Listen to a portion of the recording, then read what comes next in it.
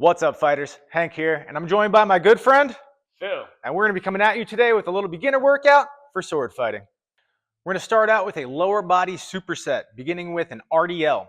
So for these, we're going to stand with our feet about shoulder width apart. We want that chest up and out, squeezing our shoulder blades together, sucking our belly button in towards our spine, getting that core good and tight.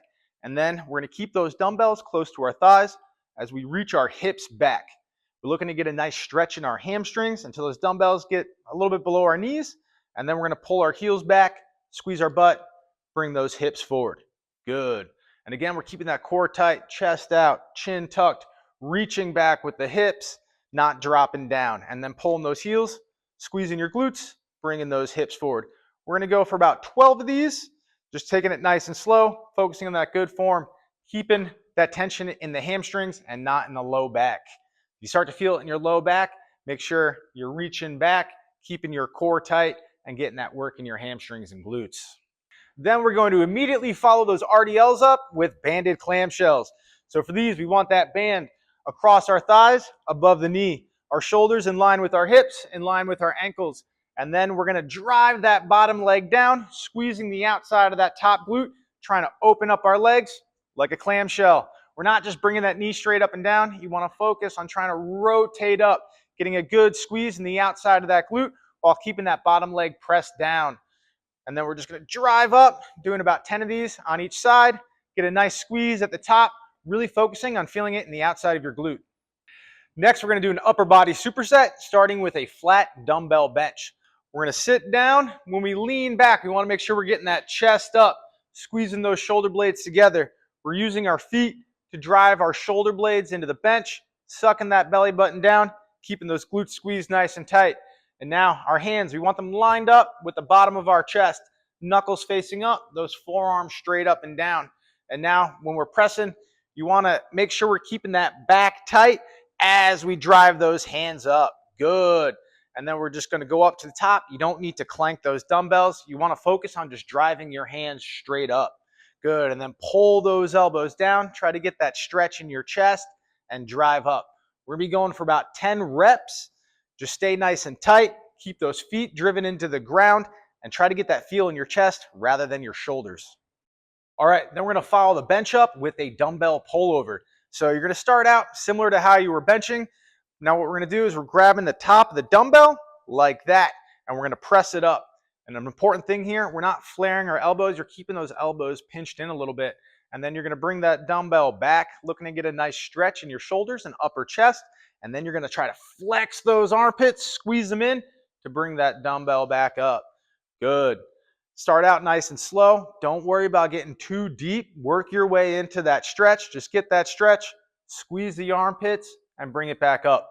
We're just going for about 12 of these, so take it nice and easy. This is very important for shoulder health, and it's going to be very beneficial if you're doing a lot of sword work and a lot of swinging to kind of keep that mobility and functionality in those shoulders. So you don't need to crack the floor with the dumbbell right away. Work your way into that stretch. Make sure you're keeping those elbows pinched in and get that good squeeze on your sides to bring that dumbbell back up. Next, we're going to do a back superset, starting out with a single arm row. We're going to start out using the bench for a little bit of support, but as you get more advanced, you can do this on your own. But we're going to start out with the dumbbell in one hand. The side that weight's on, that foot's going to be back a little bit. And then we want to think about sitting our butt towards our heels. And then we're going to use that other hand to post up on the bench to help with that support. And then from here, we want to think about our elbow. We're not pulling with our hand, we're pulling with our elbow. And we're driving that elbow, backing up, bringing our hand towards our pocket. And we're keeping that chest kind of up. We're not rounding forward.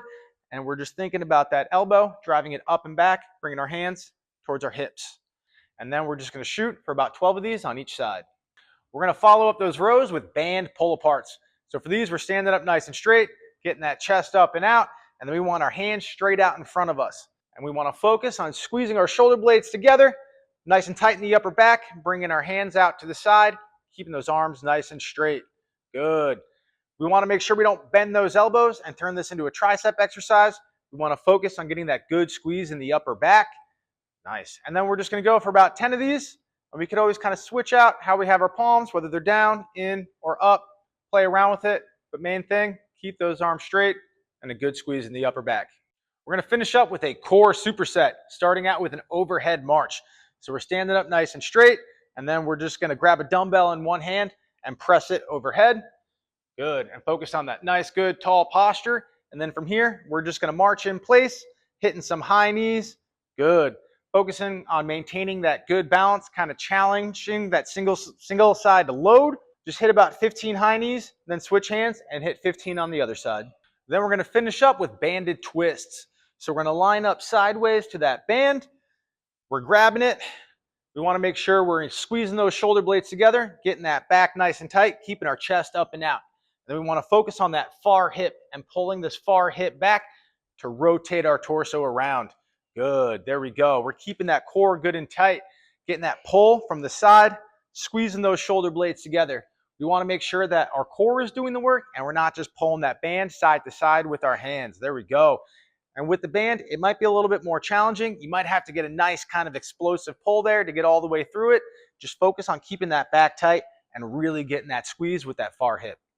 Fantastic. Well, hopefully you enjoyed that and you learned something. You got anything for him, Phil? Like, share, and subscribe. If there's anything you'd like to see, got any questions, let us know.